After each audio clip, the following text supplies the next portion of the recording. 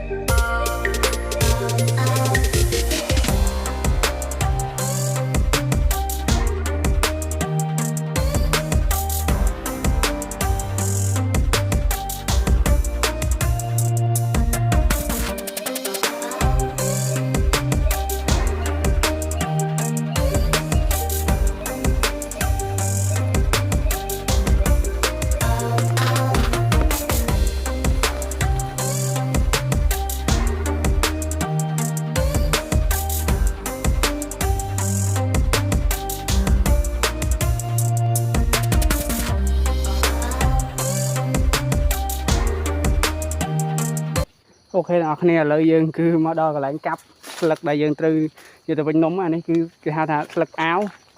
nè cứ dương do lực và phết nó giờ từ bên nông xóm chuột nông xóm chết cái này nông ấy xe như anh biết bán là nông com mấy dương người cho ai cho sơn nhiều từ bên bàn này này lợi dương chuột này là không cam thiệp để nhóm cặp tao này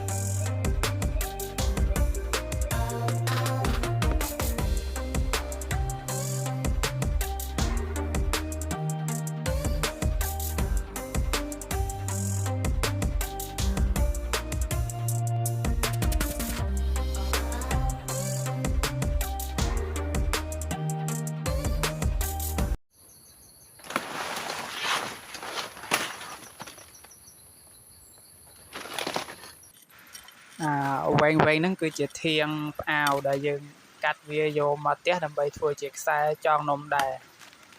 anh nói là bây giờ vô mấy dân chia về chia chồng rịa tôi làm bây giờ vô tại trong nôm xóm chuột nắng mai nhom còn cầm phong tan coi chia thiêng để nhom sọp làm mình á thì dân chia về chia chồng rịa tôi mới làm bây giờ vô tại trong nôm xóm chuột rồi cả nôm xóm chết ấy các bạn rồi cả dân trong thì chia nôm trăng nôm ấy thì thấy dân ai cơ bản tra nè này dân mơ được trong rụp nó thì tôi chẳng